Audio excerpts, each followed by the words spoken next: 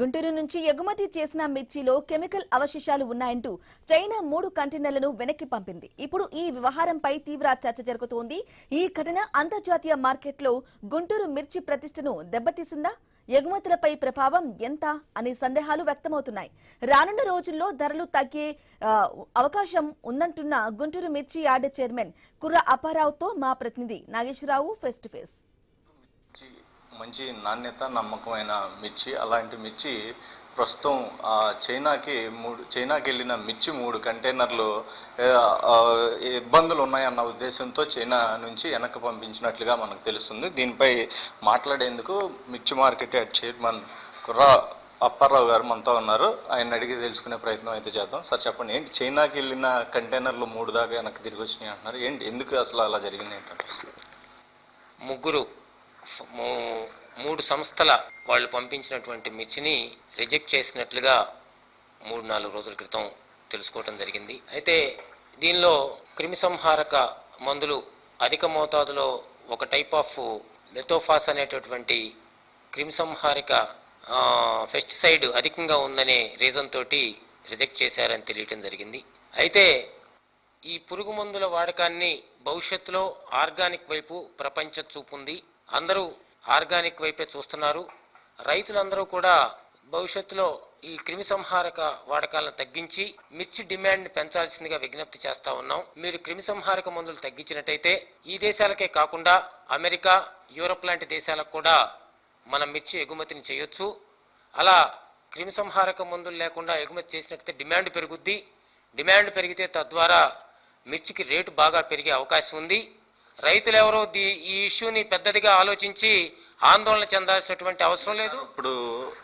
ఎప్పుడో 3 నెలల క్రితం జరిగింది అనుకుంటున్నా. అంటే ఇప్పుడు కూడా చైనాకి మన దగ్గర నుంచి ఎక్స్పోర్ట్ వెళ్ళినాయి సార్. ఇంకా మళ్ళీ ఇప్పుడు ఈ రోజు మార్నింగ్ కూడా ఒక సంస్థ ఇక్కడ ఎక్స్పోర్టర్ చేసే ఒక వ్యాపారి నుంచి మిర్చి వెళ్ళటం జరిగింది. ఇవాళ ఎర్లీ మార్నింగ్ కూడా పాస్ అయింది.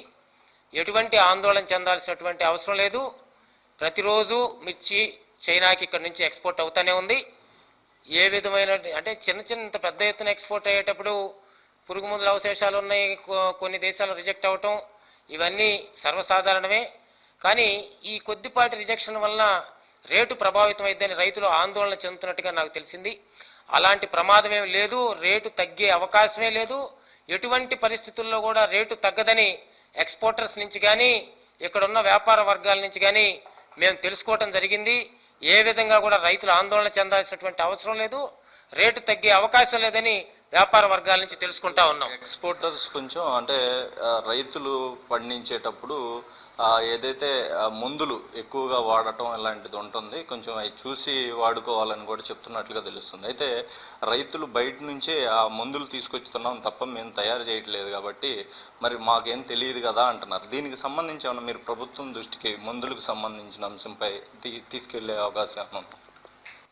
ప్రభుత్వం దృష్టికి, హార్టికల్చర్ డిపార్ట్మెంట్ వాళ్ళ దృష్టికి తీసుకెళ్లటం జరుగుతుంది. అయితే ఈ వాడకూడని పెస్టిసైడ్ ఏదో అది రాబోయే సీజన్లో రైతులను ఎడ్యుకేట్ చేయడం జరుగుతుంది. అలాగే ఎక్స్పోర్టర్స్ వ్యాపారస్తులు కూడా మా యూనియన్ అసోసియేషన్ లీడర్ సాంబశివరావు గారు వస్తే ఇప్పుడే చెప్పడం జరిగింది. ఒక వ్యవసాయ క్షేత్రాన్ని ఎక్స్పోర్టర్స్ యూనియన్ నుంచి ఏర్పాటు చేయండి, దాన్నే ప్రయోగశాలగా అన్ని ప్రాంతాల నుంచి మిర్చి రైతుల్ని మీ ఎక్స్పోర్టర్స్ ఏదైతే ఈ క్రిమిసంహారక మందులు అవాయిడ్ చేయాలని చెప్పేసి చెప్తున్నారో వాటిని అవాయిడ్ చేసి శాస్త్రవేత్తలు చెప్పినట్టుగా వాటిని ఆ మిర్చిని పండించి రైతులకు ప్రయోగాత్మకంగా చూపిద్దాం. అట్లా ప్రాక్టికల్గా రైతులకు చూపించినట్టయితే వాళ్ళు అదే దిశగా వ్యవసాయాన్ని చేయడానికి కూడా బాగుంటుంది. ముందు ఈ రకంగా రాబోయే సీజన్లో ప్రయోగం చేద్దామని చెప్పేసి చెప్పడం జరిగింది.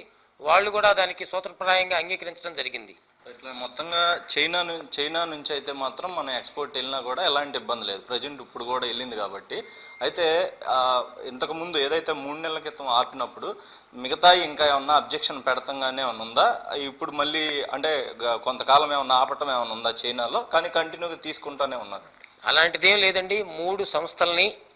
3 ఎక్స్పోర్టర్స్ సంస్థల్ని బ్యాన్ చేయటం జరిగింది తప్పితే అందరినీ కాదు, ఓన్లీ 3 సంస్థలు మాత్రమే జరిగింది.